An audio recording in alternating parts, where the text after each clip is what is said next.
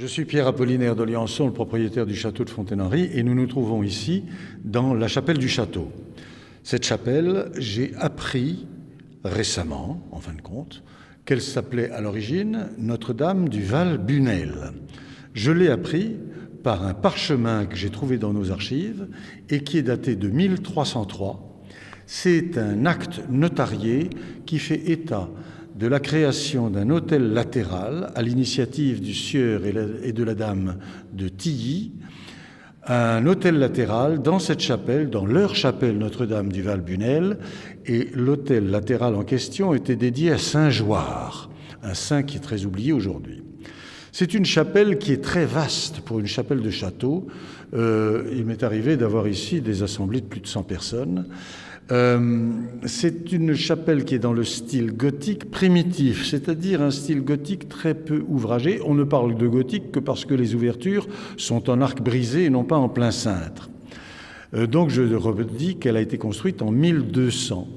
Autre caractéristique qu'elle a, c'est la présence de 42 stalles taillées dans la pierre, pour moitié à droite, pour moitié à gauche, mais celles de droite sont plus hautes que celles de gauche, ce qui indique qu'il y avait un côté pour les messieurs, un côté pour les dames. Pourquoi 42 stalles dans une telle chapelle ? Il n'y a qu'une seule hypothèse qui tienne, c'est qu'il y aurait eu un projet d'implantation d'une commanderie d'un ordre de chevalerie qui aurait été un ordre mixte, comme ce fut le cas des chevaliers de Saint-Lazare, qui allaient en croisade avec des dames pour s'occuper des malades, s'occuper du linge et de choses comme cela. Donc ça, c'est une caractéristique qui se double d'un autre aspect, c'est que des stalles en pierre comme cela, taillées dans la pierre, ça n'existe pas ailleurs. On a bien sûr des colonnettes, des petites voûtes comme ça à droite et à gauche dans de nombreuses églises, mais en dessous il y a soit des stalles en bois, soit ce que l'on appelle une paillasse. Mais des stalles sculptées dans la pierre, les historiens n'en voient pas d'autres. Il y a une autre caractéristique, ce sont les joints du sol, les joints apparents tout du moins, qui sont en métal, et en fait je crois que c'est un alliage de plomb et d'antimoine, qui couvre le joint, le véritable joint qui est classique, au sable et à la chaux. Mais ces barrettes métalliques, qui ressemblent un petit peu à des barrettes de manche de guitare, sont faites pour éviter une érosion en vague de l'allée centrale notamment, où l'on pourrait se fouler la cheville. Parce que nous sommes ici avec de la pierre de Caen qui est très friable, elle est jolie mais elle est fragile. Et des particularités comme ça, il y en a d'autres. Il y a des croix qui sont encastrées dans les murs et leur nombre n'a aucune signification symbolique. Il n'y en a pas 8, ce n'est pas des croix de consécration. Il n'y en a pas 14, ce n'est pas un chemin de croix. Il y en a à l'extérieur, à l'intérieur, qui manifestement sont de styles et d'époques différentes. Et j'ai une hypothèse, je suis le seul à l'émettre, c'est qu'il pourrait y avoir des sépultures, comme cela se faisait notamment à la vieille église de Thaon, où les ethnologues et les archéologues du département ont mis au jour plus de 400 squelettes correspondant à des paroissiens ordinaires, à des seigneurs de Creully et à des ecclésiastiques. Donc ici, il se pourrait qu'il y ait un ecclésiastique, puisque la croix est à droite du chœur, à droite de l'autel, je veux dire, et donc ses côtés masculins. Et s'il y avait un squelette trouvé là, il aurait la tête à l'est et les pieds à l'ouest pour se relever face à ses paroissiens, comme le prêtre qui se retourne pour dire Dominus vobiscum, alors que les paroissiens sont enterrés dans le sens inverse pour se relever face au soleil levant au jour de la résurrection. Alors cette chapelle est très intéressante à plus d'un titre et elle a une nef Renaissance, ce qui est paradoxal.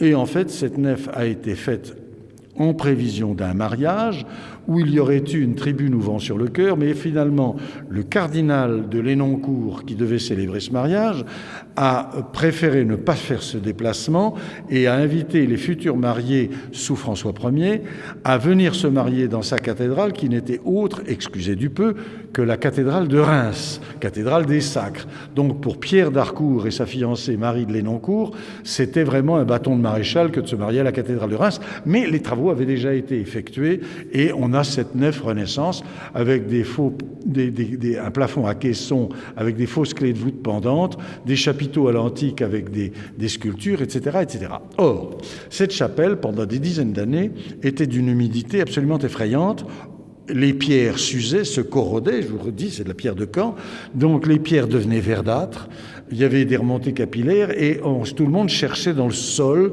en dessous, ce qui pouvait bien être la cause de cette humidité. Et je me suis dit que cette chapelle n'aurait pas duré 800 ans avec cet état de corrosion grandissante. Elle aurait fondu comme un morceau de sucre dans le fond d'une tasse de café. Et je me suis fait cette réflexion, qu'est-ce qui a changé et qui fait que c'est devenu tellement humide? Et je me suis souvenu que dans mon enfance, les baies vitrées avaient des châssis ouvrants et que ces châssis étaient grippés, qu'ils allaient de travers, qu'il y avait des méchantes ficelles ou des bouts de fer, des bouts de fil de fer pour les ouvrir et on n'arriverait jamais à les refermer. Et donc, quand on a refait les baies vitrées, on n'a pas reconstitué les ouvertures qu'il y avait à la base et donc on a emprisonné, en partie haute, l'humidité de la chapelle. Bon, j'ai fait des essais avec des ventilateurs aux 4 coins que je faisais tourner 365 jours par an, toute l'année, nuit et jour. J'ai eu un petit mieux, mais perceptible, je dirais, à l'odorat.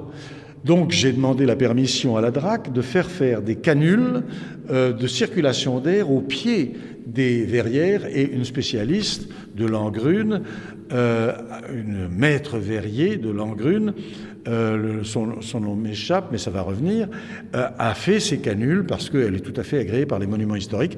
Donc on a amélioré la circulation de l'air en partie haute. Mais ça n'a pas suffi. Et donc j'ai à nouveau cherché ce qui n'allait pas, jusqu'au moment où mon œil est tombé sur des pieds de mur rejointoyés au ciment gris. Là, c'est la catastrophe.